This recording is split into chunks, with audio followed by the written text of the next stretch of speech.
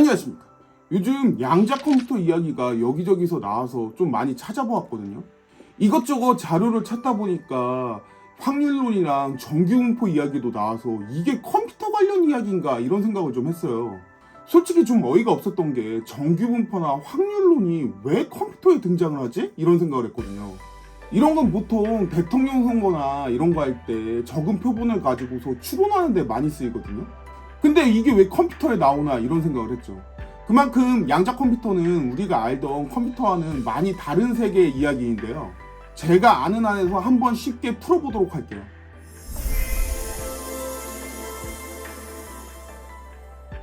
일반 컴퓨터는 0이나 1, 이 두 가지만 취급할 수 있는 비트로 처리를 해요. 전기가 흐르면 1, 안 흐르면 0, 이런 식이에요. 간단하죠. 근데 양자 컴퓨터는 큐비트라는 걸 사용하거든요. 근데 이게 많이 신기해요. 큐비트는 0도 될 수 있고요, 1도 될 수 있어요. 심지어 0과 1이 동시에 존재하는 상태도 가능하거든요. 이런 걸 우리가 중첩 상태라고 이야기해요. 마치 우리가 동전을 던졌을 때 동전이 떨어지면 앞면 아니면 뒷면이잖아요. 근데 그게 공중에서 떨어지기 전에 공중에서 빙글빙글 돌고 있는 상태와 같다고 생각을 하시면 돼요. 그러니까 이 양자 컴퓨터라는 것 자체가 기존의 컴퓨터랑은 완전히 체계 자체가 달라요. 이 특성 때문에 양자 컴퓨터는요, 일반 컴퓨터가 하나씩 계산을 해야 되는데요. 양자 컴퓨터 같은 경우엔 동시에 여러 가지 계산을 할 수 있는 거죠. 당연히 이렇게 되다 보면 이론상으로는 어마어마한 속도 차이가 날 수밖에 없겠죠.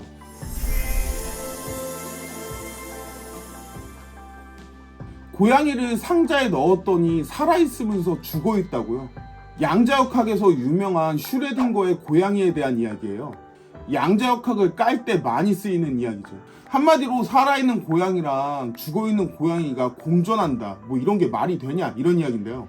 이런 말처럼 양자 상태는요, 관측하기 전까지는 여러 가능성이 존재해요.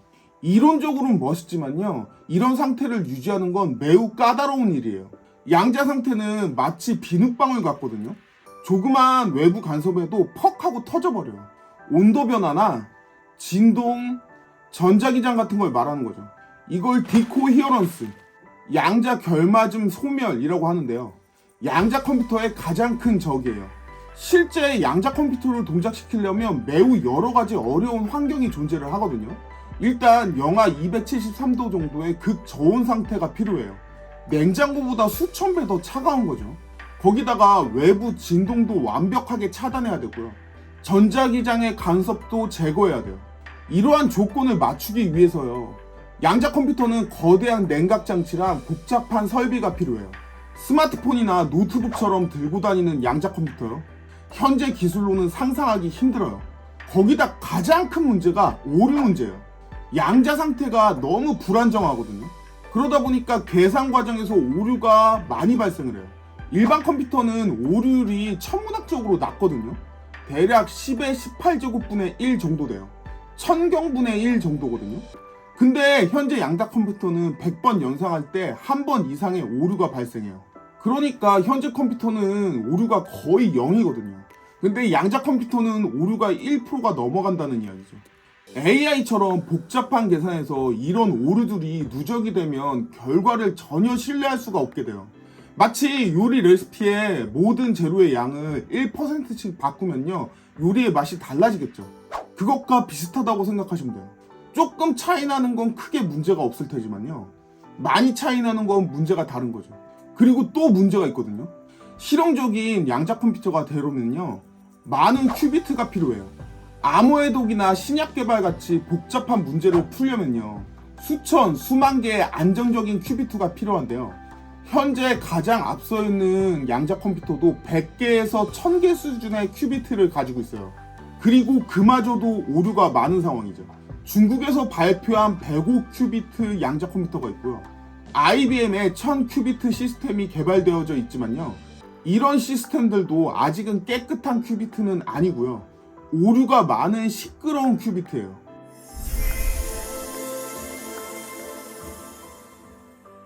그러다 보니 현실적으로 중간 단계를 취하자는 이야기가 많이 나오고 있거든요. 엔비디아가 발표한 하이브리드 접근법은 매우 현실적인 방법이에요. 양자 컴퓨터의 장점, 그러니까 특정 상황에서 매우 빠른 계산 속도죠. 그리고 일반 컴퓨터의 장점, 안정성과 오류 수정이죠. 이걸 결합하는 방식이에요. 엔비디아는 보스턴 양자 센터를 건립해서요. MIT와 협력해 하이브리드 시스템을 개발하겠다고 그렇게 발표를 했거든요. 블랙엘 200AI 가속기가 탑재된 이 시스템은요. 양자 연산의 오류를 기존의 컴퓨터가 보정해주는 방식으로 설계가 된다고 해요. 이런 식의 접근 방법은 양자 컴퓨터로 가는 중간 단계거든요.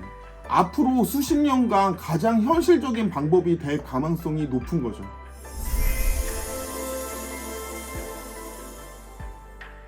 사실 많은 사람들은 제대로 알아보지도 않고요.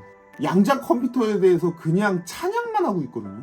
사람들은 양자 컴퓨터가 나오면 AI가 폭발적으로 발전을 할 것이다 이렇게 이야기를 하고 있어요. 하지만 현실은 그렇게 달콤하지 않습니다. 일단 첫 번째로 알고리즘의 차이가 심해요. 현재 딥러닝은 행렬 연산의 계산을 기반으로 하거든요. 근데 이게 양자 컴퓨터가 잘하는 영역이랑 일치하지가 않아요. 양자 컴퓨터에 최적화된 알고리즘을 처음부터 다시 개발해야 되는 상황이에요. 그리고 두 번째, 데이터 입출력도 문제가 있어요. 양자 컴퓨터에 데이터를 넣고 빼는 과정에서 병목 현상이 일어날 수가 있어요. 아무리 계산이 빨라도요. 전송이 느리면 전체적인 속도는 빠를 수가 없어요. 세 번째로 오류 감수성이 문제거든요. AI 모델 학습은 오류에 굉장히 민감해요. 여러분들 AI에 물어보고 조금만 틀린 거 나오면 굉장히 뭐라고 하시잖아요. 현재 양자 컴퓨터에 높은 오류를 가지고서는요. 정확한 AI 모델을 학습시키기가 힘들어요. 따라서 AI 개발에 양자 컴퓨터가 쓰이려면 넘어야 될 산이 매우 많거든요. 구글 CEO인 썬다 피차이가요. 실용적인 양자 컴퓨터는 앞으로 5에서 10년 후에나 가능할 것이다. 이렇게 이야기한 것 자체가 이런 복잡한 현실을 반영해서 이야기한 것 같아요.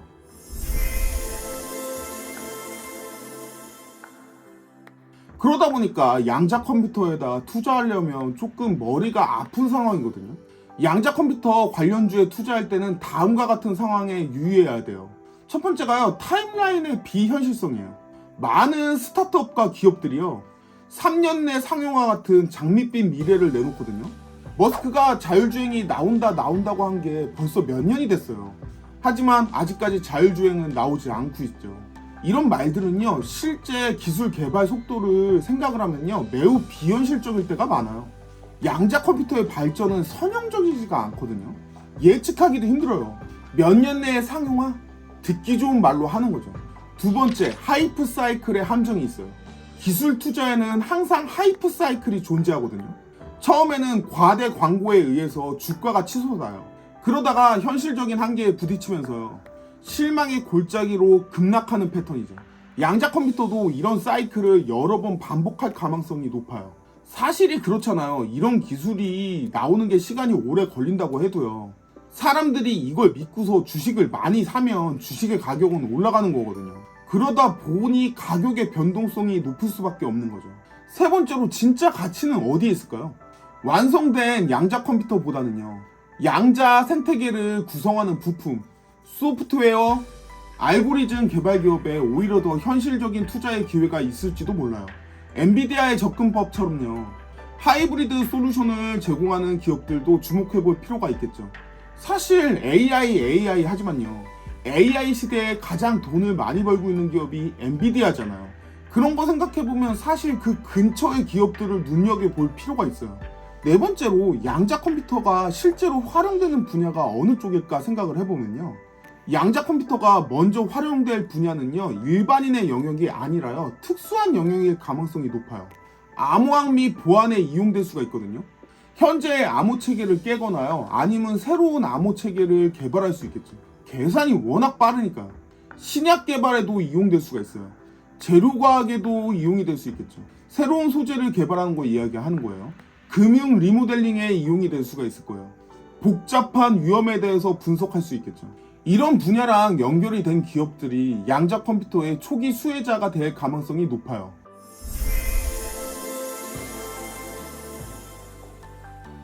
양자 컴퓨터는 분명 미래 컴퓨터를 완전히 바꿀 그런 잠재력이 있어요. 하지만 그 여정은 우리가 생각하는 것보다 훨씬 더 복잡하고 어려울 거예요. 젠슨왕이 처음에 20년은 걸릴 것이다 이렇게 이야기한 것을 철회했다고 해서요. 양자 컴퓨터가 내일 당장 우리의 삶에 들어온다는 이야기는 아니에요. 오히려 엔비디아도 이 분야에서 뒤처지지 않겠다. 이런 사업적인 포지셔닝으로 보이거든요.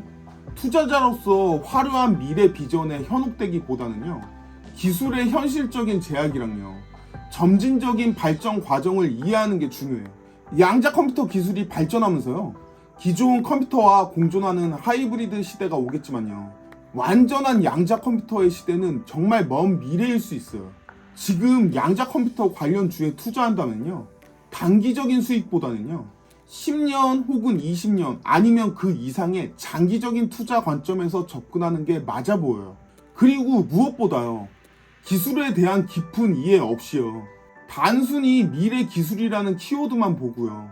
뛰어드는 건 매우 위험한 도박일 수 있어요. 양자 컴퓨터는 미래의 훌륭한 기술이지만요. 당장 내일의 투자 대상으로는 신중한 접근이 필요한 대상이에요.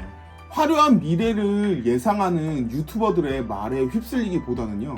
기술의 현실적인 로드맵을 옆에다 두시고요. 긴 호흡으로 접근하길 권해드려요.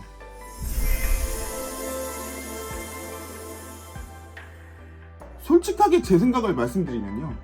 양자 컴퓨터의 잠재력은 진짜 엄청나거든요. 하지만 실용적인 양자 컴퓨터가 일반화되는 건 근미래의 일은 아닌 것 같아요. 현재 양자 컴퓨터는 여러 가지 많은 기술적인 장벽을 넘어야 되거든요. 한두 개가 아니에요. 큐비트의 안정성 문제, 오류 수정 문제, 극저온 유지 필요성, 디코히어런스, 양자 상태 붕괴 이야기하는 거죠. 이런 근본적인 도전 과제들이 있어요. 지금의 양자 컴퓨터는 대부분 실험실 안에서만 제한적으로 작동을 해요. 젠슨왕이나 여러 기업들이 양자 컴퓨터에 투자를 한다고 해서요. 갑자기 기술적인 장벽이 사라지는 건 아니거든요. 제 생각에 오히려 엔비디아가 제안한 방식 있잖아요. 하이브리드 방식이요. 기존 컴퓨터가 양자 컴퓨터의 부족한 부분을 대신해 주는 거죠. 이거 자체가요. 당장 완전한 양자 컴퓨터가 존재할 수 없다 이런 이야기를 하는 것처럼 들리거든요. 완전한 양자 컴퓨터를 그만큼 실현시키기가 힘들다는 이야기죠. 그러다 보니까 현실적인 접근을 하는 걸로 보여져요. 실용적인 대규모 양자 컴퓨터가 구현이 되려면요. 아마도 15에서 20년 정도는 걸릴 것 같거든요. 솔직히 더 오래 걸릴지도 몰라요. 그 전에 특수 분야에서 아마 쓰일 거예요. 암호해독이나 재료공학 같은데. 아니면 일부 최적화 문제 같은 데죠. 이렇게 제한적으로 활용이 될 수는 있을 테지만요. 우리가 스마트폰이나 PC처럼 일반 생활에서 양자 컴퓨터를 만나는 건 훨씬 더 오래 후의 일일 거예요. 이런 것 때문에 이게 돈이 될지 의문인 거예요. 기존의 것들을 생각해보면 정말 전 세계적으로 많이 팔리면서 뜬 거잖아요. 근데 양자 컴퓨터는 아무리 생각해봐도 특수 분야거든요. 금미래에는요. 그러다 보니까 지금 양자 컴퓨터 주식을 사는 건 좀 아닌데 라는 생각이 드는 거죠. 오늘 이야기는 여기까지 해보도록 하고요. 영상이 마음에 드셨다면 구독과 좋아요 눌러주시면 감사하겠습니다.